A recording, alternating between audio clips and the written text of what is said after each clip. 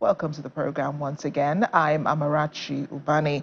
Haiti's Prime Minister Ariel Henry has agreed to resign after weeks of mounting pressure from armed gangs and the international community for the restoration of peace in the country. His announcement comes just after regional leaders met in Jamaica to discuss a political transition in Haiti.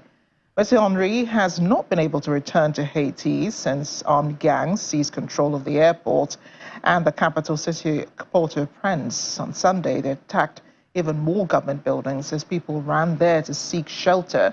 He's been in Puerto Rico in the meantime. The armed gangs insisted Henry must resign, else there will be a civil war and genocide in the country.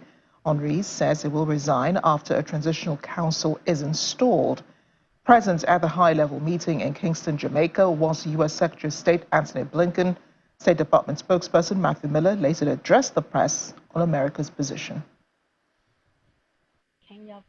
The Secretary is in Kingston, Jamaica today to attend the CARICOM high-level meeting on Haiti to advance a compromise on the ongoing political stalemate threatening the country's citizens and security. The proposal that is on the table that CARICOM has developed over the past several days in consultation with Haitian stakeholders, in consultation with the United States, would expedite a political transition through the creation of a broad-based independent presidential college to steer the country toward the deployment of a multinational security support mission. The Kenyan government, on the other hand, intends to go ahead with the deployment of hundreds of police officers to Haiti, even more motivated now by the spiraling gang violence in the Caribbean country. Kenya's Interior Minister Kithure Kindiki says a mission to send about 1,000 police officers to Haiti is in the pre-deployment stage and that laws and enforcement measures like detention and arrests have been finalized. The minister says the Kenyan government has addressed all issues raised in court that had blocked the deployment. The exact date for the deployment, however, remains unknown. Let's bring in security analyst David Otto now. He joins us from Abuja. David, great to see you, and thanks for joining us on the program. Prime Minister Ariel Henry's resignation comes after the United States said it was not pressuring him to resign. And yet the U.S. was at that meeting in Kingston, Jamaica. Do you think Henry resigned because of pressure?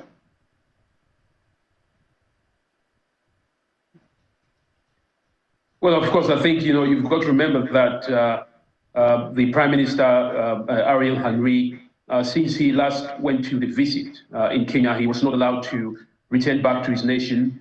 He's been in Puerto Rico, for some time. So of course, there has been issues regarding the gangs, and the CARICOM, which is the Caribbean community, the equivalent of, what you call the regional body, ECOWAS, held an emergency meeting. And in that meeting, the Jamaican Prime Minister, Andrew Holness, made it very clear that, Haiti was at a tipping point in terms of its security. So there wasn't a surprise that, the pressure was on the Prime Minister to resign. I mean, he had failed since July of 2021 to call for and honor the electoral period.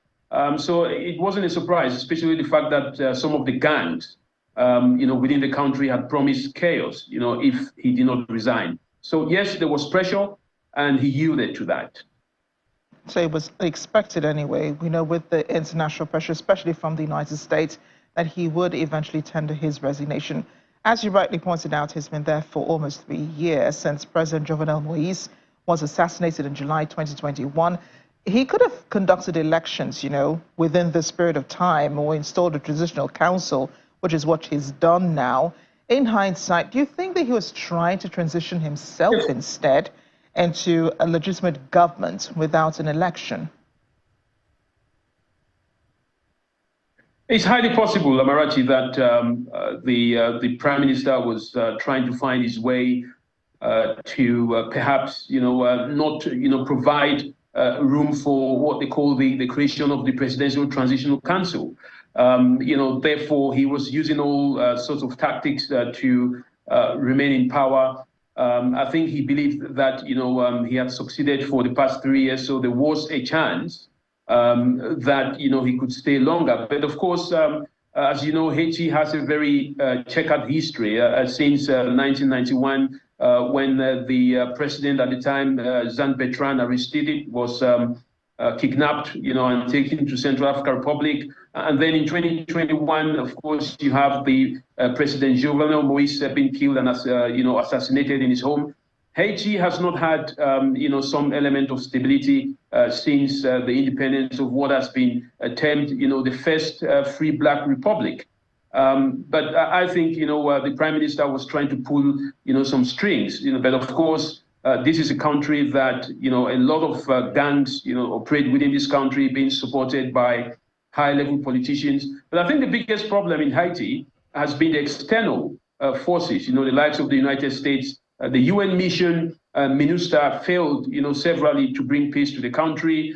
And of course, the proposal, which was made to send a US peacekeeping mission headed by Kenya, of course, that, has not come to bear any fruits, as we speak. So perhaps, one can clearly see that the choice was very clear. The president, the prime minister was trying to push for his luck, but of course, I think his luck has run out at this stage.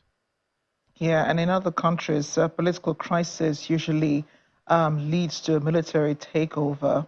Unlike in other countries, Haiti instead has these armed gangs who have taken over the country, and law and order appears to have broken down now across the country. The capital city does appear to be under the control of the armed groups, even though the government has declared a state of emergency that runs until the end of March.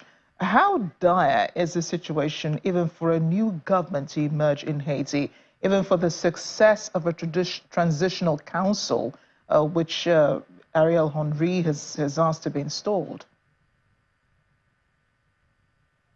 Well, one is got to see how that plays out. You rightly said, the armed gangs have taken over the country. One would have expected to see, in light of what happens in other African countries, to see the military. But the reason being, these armed gangs are always linked to, one faction of the security agencies or the other.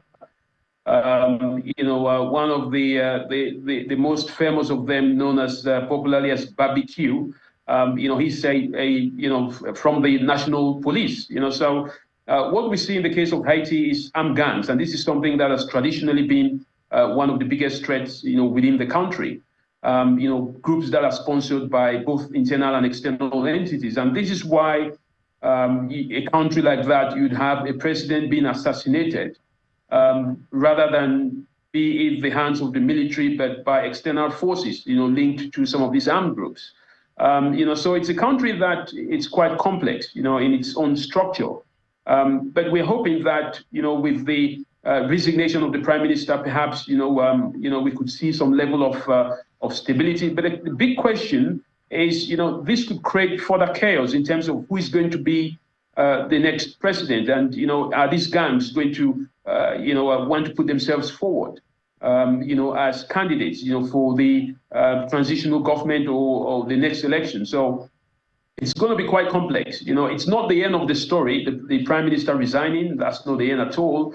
I think what we have to see now, or want to see, is some kind of a structure that will bring about a transitional government. But who is going to be amongst, the leaders to put themselves forward? I think that's where the big question is. How these gangs are just going to perhaps lay down their arms and say, our job is done, the prime minister has resigned. I don't think that's going to be the case.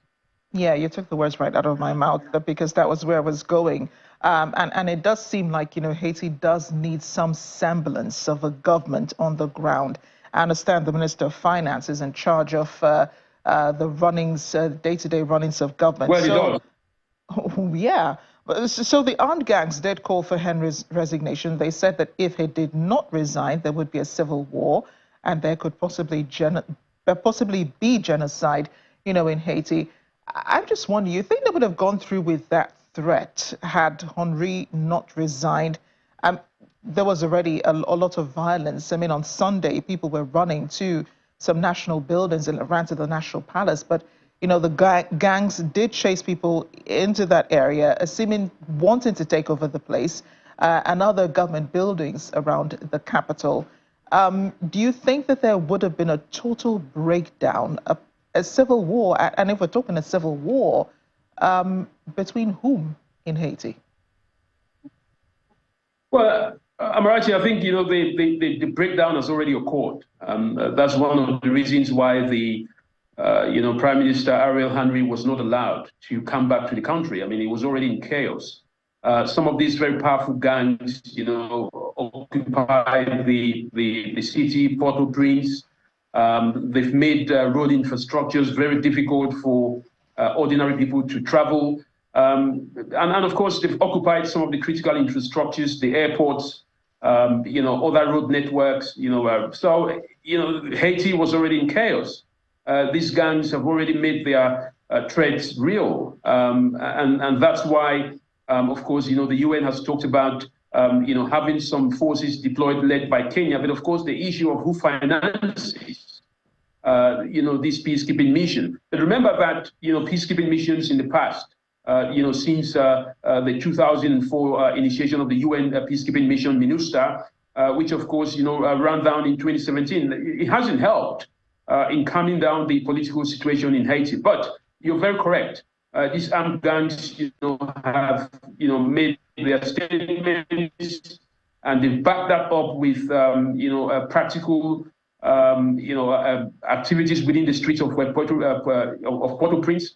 So yes, the issue is that they have control. Now the question is, how does the transitional government take control of, the Haitian capital and other areas where these gangs flourish? Is it going to be an easy task? Will the UN still need to deploy a peacekeeping mission to oversee the transitional period? So it's going to be a very complex web of strategic implementations, especially when you have a prime minister who has not been allowed to come back to the country to form some kind of a semblance of an authority. So chaos is what is going to ensue in the next couple of days or weeks. But we have to see what comes up, as some kind of a solution to go ahead with the transitional government. Yes, and speaking of the transitional government and then the place of these armed gangs, I'm glad you mentioned something. What happens to the gangs, when a transitional government takes over in Haiti, or when a real government is installed following elections? I don't know how that will happen, given the current chaos. But if any of this even emerges, from all of this, and then, the Kenyan deployment does take place, what would happen? What do you think would happen to these armed gangs? Will they be absorbed into the military, or will they be just a group of paramilitary force or something for the country? Well, I think what's going to happen now, some of these armed gangs will strengthen their positions. They will align themselves with different political parties in the hope that, they will be legitimized, of course, because they would think that this is a visitor not to return to the country. They forced him to resign. They've been able to lock down the movement of, people within the capital territory. So they would know that this is an opportunity for them to make their presence felt, especially when it comes to a transitional government. So I think the question now is, how do you disarm them, or how do you reintegrate them? And that has often been a big question when a government allows armed gangs to flourish, especially gangs that will be linked to political leaders or linked to other very powerful persons within the country or outside of the country. So there is a big question in terms of how this is going to work. But one has to first of all see what the transitional government is going to look like, what measures they will put in place.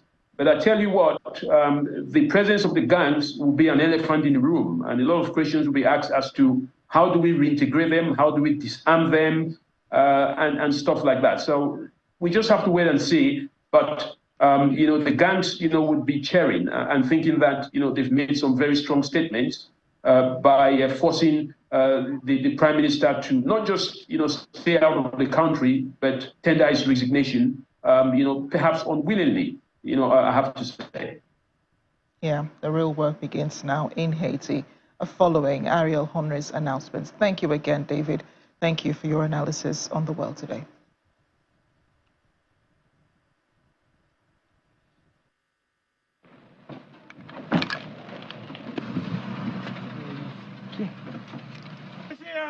¡Al piso! ¡Hermano, botame la mano! ¡Botame la mano! ¡Policía! ¡Policía! ¡Policía! ¡Ya está al piso! ¡Ya está al piso! ¡Al piso, al piso! ¡Oh!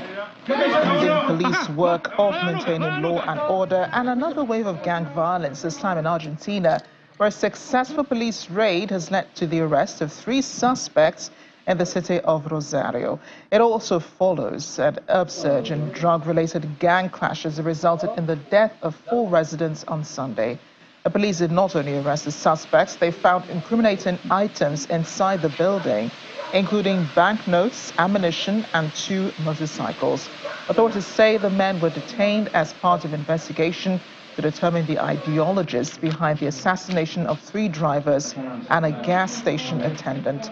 However, Argentina's Defense Minister Luis Petri has announced the country's army will be deployed in Rosario to contain the current wave of violence in the region.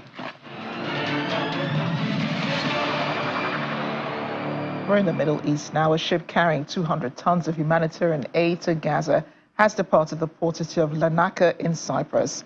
The humanitarian launch is being carried out by a non-governmental charity organization, World Central Kitchen. WCK says it had partnered with the United Arab Emirates, Cyprus, and the Spanish non-governmental organization Open Arms to coordinate the dispatch.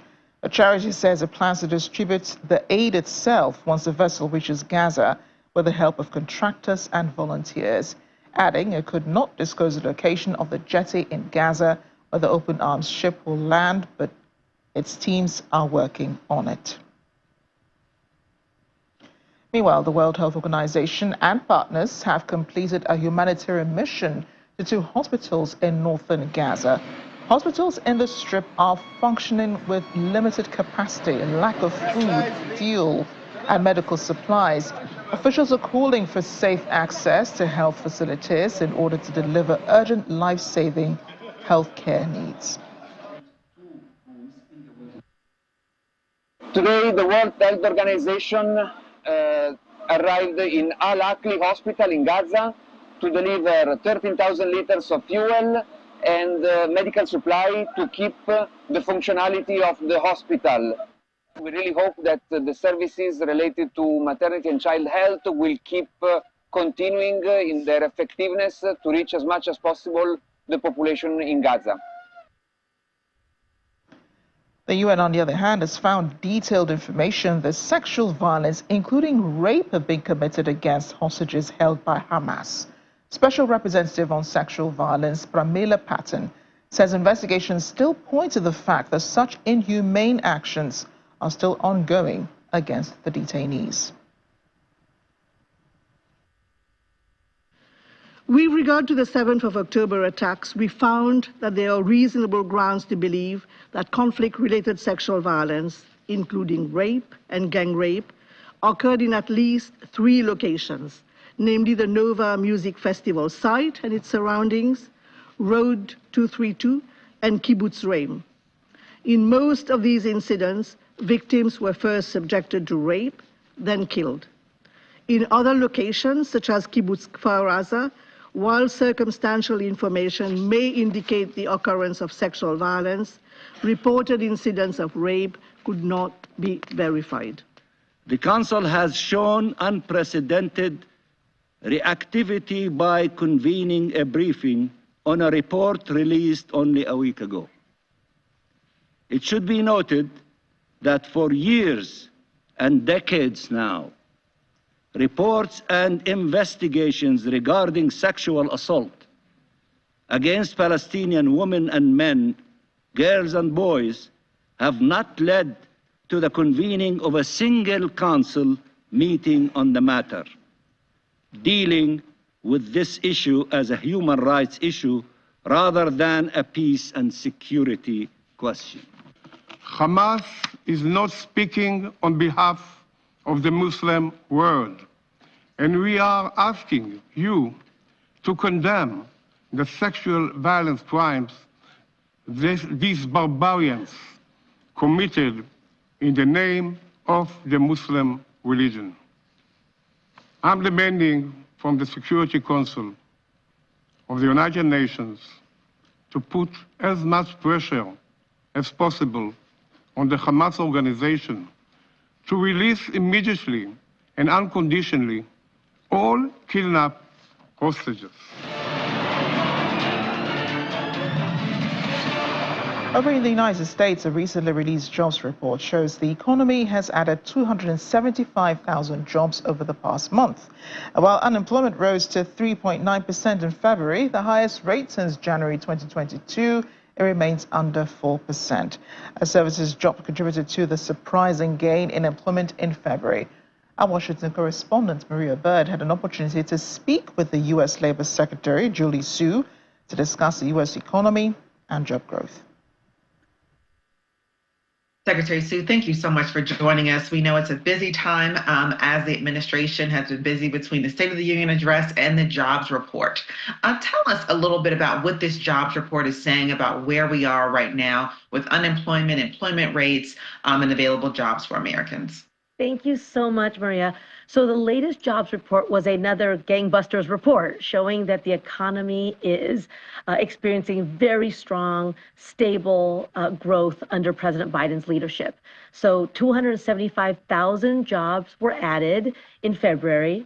The unemployment rate remains under 4%. It's now been under 4% nationwide for 25 months, so over 2 years running, which is the longest stretch in 50 years. And at the same time, labor force participation rate remains steady. For women, it has gone up again. So, we're really seeing record-breaking participation by women in the labor force. And all of this is happening at the same time that real wages, especially for low and middle income workers, have been going up. And that is not an accident, and it's also not, it was not guaranteed by any stretch. Many people predicted that these kinds of numbers would not be seen. It could not be done, right? We either have to increase unemployment dramatically to bring down prices, or we would not have this kind of job growth. And the president believes that when you invest in the American people and you focus on good jobs, you can have these kinds of outcomes. And, you mentioned both the jobs report and the State of the Union. That is the vision that he described in his State of the Union address. And that is the work that we are doing every single day to make sure that this happens in every community for every family. Secretary Su, thank you so much. Lastly, before we go, talk to us about the education and the workforce, how they align, and really what are those jobs that require training that are really available, that are the ones that people should really be looking toward in the market? Mm-hmm. So we talk about infrastructure a lot. For President Biden, infrastructure is not just a word. It's not an empty promise. It is hundreds of thousands of miles of roads and bridges. It's airport modernization. It's making sure that clean water flows from every faucet and that every community has access to high-speed, reliable internet. All of those things, all of that kind of infrastructure are also creating good jobs across the country. And I think of our workforce system as infrastructure too. It's the roads and bridges that connect people to the good jobs they want and need, and employers to the people they want and need. But that infrastructure also has had some challenges, for decades. It's got some potholes, it's got some cracks in it. Some communities have to go much farther to find an on-ramp. And those are the kinds of inequities that we are working with laser focus to address. And so the idea is that we want there to be training programs in every community that connect to actual jobs. I always say, a good training program should not end in a job search, it should end in an actual job. And we're seeing that in President Biden's America. Investments in pre-apprenticeship and apprenticeship programs, in construction trades, in manufacturing, in clean energy. The investments under President Biden in clean energy are there's not an administration that's made those kinds of investments before. And so those are the kinds of jobs that are being created. At the same time, we're seeing the need for nurses, teachers, right? The longstanding jobs that have kept our communities cared for and safe and educated over time. There's needs there too. So we're really strengthening that workforce infrastructure so that all communities can find an on-ramp, get a good job, have the skills that they need to get it, and then launch their way into a career that will allow them to lead a good, secure life and their piece of the American dream. Secretary Su, thank you so much. We appreciate your time. Thank you for having me. Welcome back, and we're back in Europe. A day meant to be one of celebration soon turned into mourning for one family in Australia.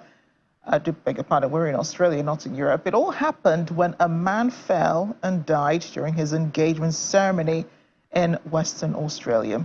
Identified as Liam Trimmer, he cut a carotid artery in his neck, a major vessel that provides blood supply to the brain, in an accident at his home. Although loved ones tried to revive him, he died shortly before paramedics arrived. The 29-year-old UK man migrated to Australia to become a police officer. Colleagues said the senior constable was an extraordinary officer who loved helping his community. Police did not give further details about the fall, saying the case will be investigated by a coroner. Controversial influencer Andrew Tate and his brother Tristan have appeared in a Romanian court after the UK issued warrants for their arrests. Internet personalities were detained by Romanian police on Monday night on arrest warrants over alleged sexual offences in Britain. Bucharest's Court of Appeal postponed a decision on the warrants. According to their representatives, Andrew Tate and his brother categorically reject all charges while the men remain in custody. Romanian police said 2 arrest warrants were issued by British authorities for exploiting people in the UK. A representative for the brothers before the hearing described the arrest as a bewildering revival of a decades-old accusation, leaving the brothers dismayed and deeply troubled. Reactions have been trailing the UK government's new immigration ban on international health and care workers, prohibiting them from bringing their dependents into the country on work visas. The Home Office issued a statement on Monday saying the new plan is to slash migration levels and curb abuse of the immigration system. Also noted that the new measure would deliver the biggest ever reduction in the country's net migration. Under plan set out by Interior Secretary James Cleverly, workers would also need to earn at least £38,700 to obtain a UK visa, up from $26,200, while care workers will be barred from bringing in dependents from next April. A personal development coach, Toyib Adelodun, makes sense of the new rule and advises Nigerian care workers still hoping to travel to the UK, possibly with their dependents. It has been announced, I think towards the end of last year, by the Home Secretary, James Cleverly, that they are going to ban care workers from bringing their dependents to the UK. But what was not clear was people that are already here in the UK, let's say they are students already, master students, that they already have their dependents with them. So what was not clear was that if that master student that is already here now gets a care worker visa, what happens to the dependents that are with them already? That was not clear. They played around with the words. But yesterday it was released very clearly that if you are a master student here and you have your dependents here already, if you move into this category of care workers and senior care workers, your dependents will not be allowed to stay with you on that visa. And the most devastating thing is that if one spouse gets a sponsorship, a care sponsorship, the other spouse gets a care sponsorship, what happens to the children? Wow. You know, that is the big thing that's the one that really hits really, really hard. Okay, there are 2 ways to split that advice. I think, as you rightly said, the first one is from the government side. Where can they, you know, during their diplomatic talks, doing their talks with foreign governments, make sure that their citizens are not treated, you know, they are treated very well. That is very, very important, because we are having cases where we come here as international students, we are paying top of the range in terms of fees, £20,000 a year, £30,000. You know, when you will get a job, you pay the NHS fee, which is about £1,000 a year for every year you stay in the UK. So those are not, when we come here, we don't come empty-handed. We come and pay into the economy. So there is a bit where our government can, you know, use their lever and say, look, our citizens treat them rightly, give them every support that they need, and there are other things that they can talk about, the type of visa, so many other ways that the government can use their stand to help. And particularly now, with a lot of international students, I'm heading to Sunderland today, I'm speaking to students as well, there is a lot of support that we can give these people that have moved here to better their life, some in terms of exchange rates, some in terms of just supporting them through all these things that are happening, the way things are changing with laws here in the UK. And then lastly, for individuals, individuals that are trying to get sponsorship or move, one thing we must understand is that there are other areas that are not just care and senior care workers. In the health and social care visa, there are lots of job codes there that are different from these two categories. Check those categories and see if you are suitable for them. In the education area, there is demand as well. Look into that area and see where you should, because there is intensive demand here in the UK economy in some particular sectors. So look into other sectors and see where you can get what you want. But the only thing is that with the health and social care visa, you are exempted from the NHS surcharge, which is the £1,000 every year. So if you get a 5-year visa, you have to pay £5,000 as part of your application. So people try to get that care visa because at least it exempts them from that fee. But unfortunately, we are being boxed in now. We just have to make available, use the available options. And then there is also the new entrant category. If you are just graduating, look into that category, look into the things that are there and see if that is good for you.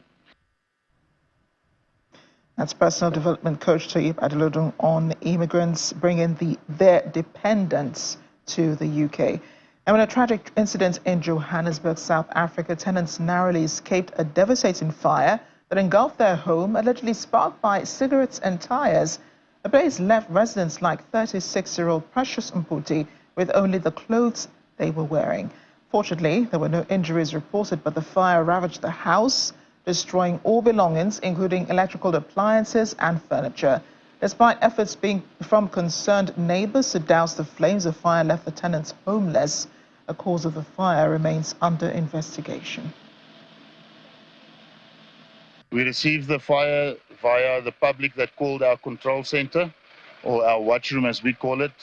They gave the address through and we got dispatched immediately at 0907. We do not know the cause of the fire. We do not determine any cause of the fire. We're operational staff. All that we do is we just extinguish the fire, and that the cause of the fire will be determined on a later stage. It was not difficult at all. I stopped, I did an overall assessment of the scene, deployed hose lines and firemen wherever was needed, and it was not long and we had the fire under control. Were there any injuries? No injuries reported. All public members are safe. We evacuated them safely and no injuries. The caretaker wanted to build a shack behind, and there's more than 100 tires there behind. So whilst he was smoking, and the Aramusutu guy who was helping him to build a shack out of cardboards, they mistakenly threw the cigarettes there by the boxes next to the tires. So the tires caught fire, and then the whole house was on fire.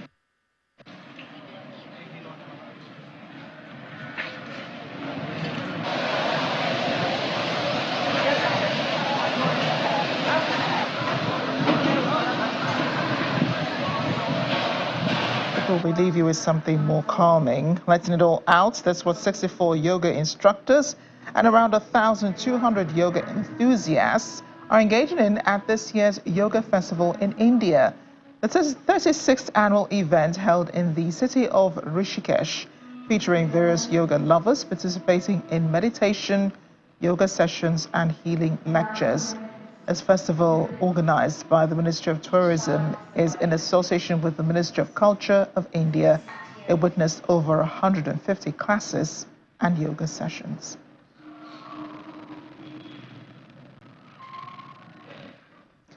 That's the world today. Thanks for watching. I'm Amarachi Ubani.